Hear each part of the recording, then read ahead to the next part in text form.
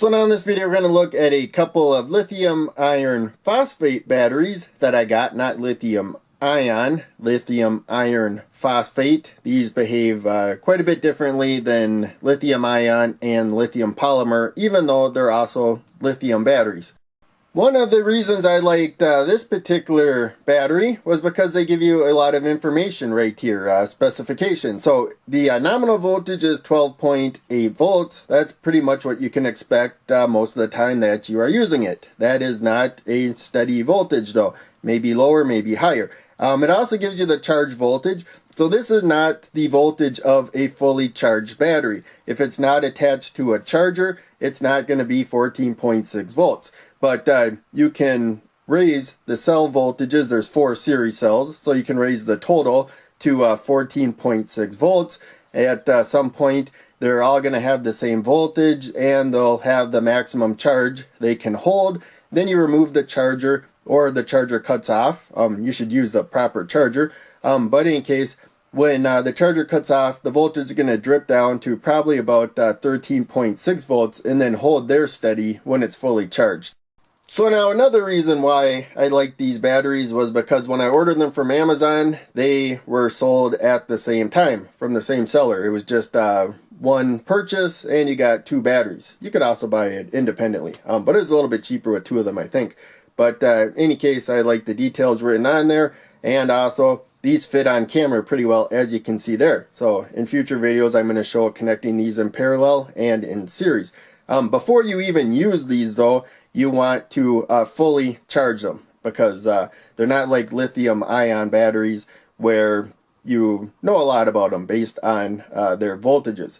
The voltage of lithium iron phosphate batteries is unpredictable of how charged or discharged it is. So you want to initially top it off. That also balances the cells and make sure that they are fully charged. So if you connect these in parallel, even though they have the same voltage, they may have different states of charge, and so they may not react perfectly to charging. Probably won't damage anything, but again, it's best just to get them at the same starting point to begin with.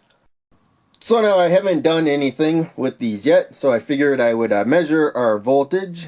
We have these little spade connectors right there, so 13.21 volts for that one. So again, a bit above the 12.8 nominal voltage of 4 series cells.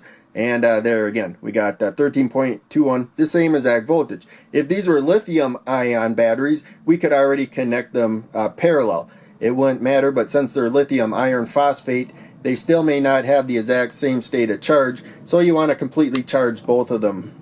So now, of course, you should use a proper charger to charge these. I'm actually waiting for one to arrive. It's a 14.6 volt charger with 1.5 amps that it will output. So we're going to lower the current down to 0.5 amps to begin with here, and we are going to lower the voltage first to make the connection. So we already saw that it's about 13.2 volts, so that's what I set this to, and I turn the power on, and when we connect it, everything should be even. So for some reason, it shut off this power supply. It doesn't like that. So what I'm going to do is bump up to the final voltage I want to go to. We could go with 13.5. I'm going to go with 13.6. So this is the maximum. We could go a little bit lower. So let's turn the power on.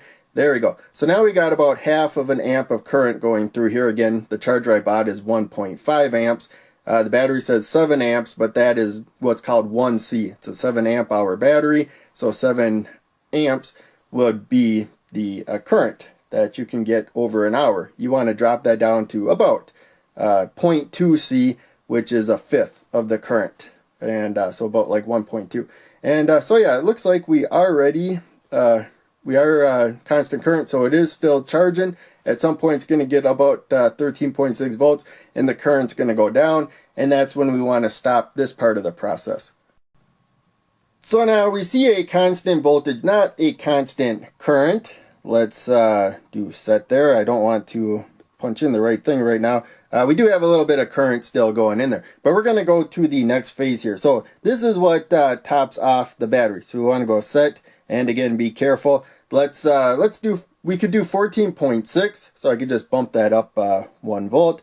But since we're doing this manually, let's go to a 13.4. For some reason it turned off.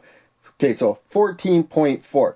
We'll turn the power on, and now the power's on. So again, now we have a steady current there. So we're giving it, and you can kind of monitor the voltage there. When it gets like 14.4, I would turn it off. But when current starts dropping down, you turn it off. There's a BMS in here. There's a circuitry that protects the battery.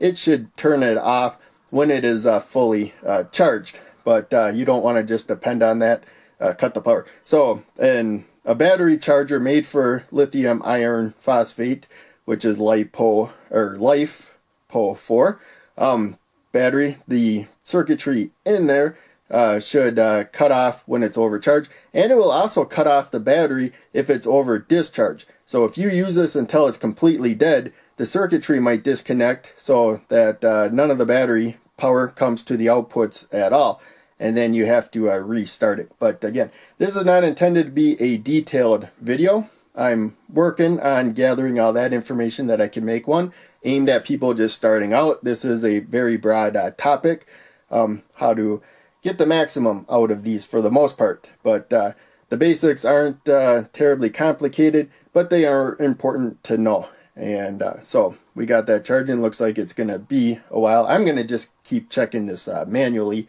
Again, an actual charger would shut off automatically. The one I got apparently has a red light while it's charging, and then a green light when it's all done charging. At that point, I think it turns off, but there's the float. So after you completely charge it, the power supply might only provide 13.6 volts, maybe 13.5 or something, whatever it's floating at, and that's a steady voltage. So you don't need that. This is going to drift down to a certain voltage and stay there on its own for the most part. These hold these charged for a really long time. You don't have to keep charging them all the time, but every once in a while you want to top them off like this. So now I think we are pretty much done here. We have the constant current there, but we should probably be in the constant voltage stage. So let's, ooh, I did not mean to do that. Let's go to 1 amp right there. And I was 0.5 amps. What I wanted to do is, again, you got to be very careful doing this manually. There we go. I want to get it off a set. We can see how much current is flowing through there. And so let's do this again. And bump the current up to 1.5 amps right there. So now it's going up, and it's going to go up a lot quicker now, and hopefully it completely charges.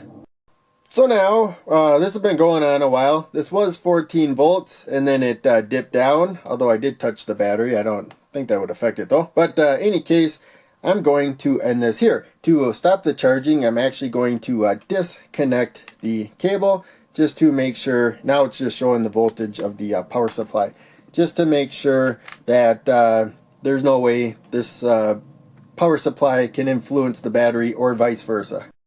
And now I'm going to check the voltage there. So I don't think we were done charging. We got 13.4 volts there when I was done. I'm measuring it again now about 5-10 minutes later. It's down to about 13.38. So it's going to go down until it settles at some point. But in any case, this was my first time doing a DIY self-charging it. And you should use, of course, a proper charger. You don't have to charge them all the way up to 100%, and you definitely don't want to discharge them down to 0%. And so I'm going to make sure I put these plastic nubs on there to help prevent accidental short circuiting there. But it does have a BMS inside to help protect it. It also has, I wanted to mention, you can see it says lithium iron phosphate right there. So that's one reason why I like this. It had a lot of labeling on there.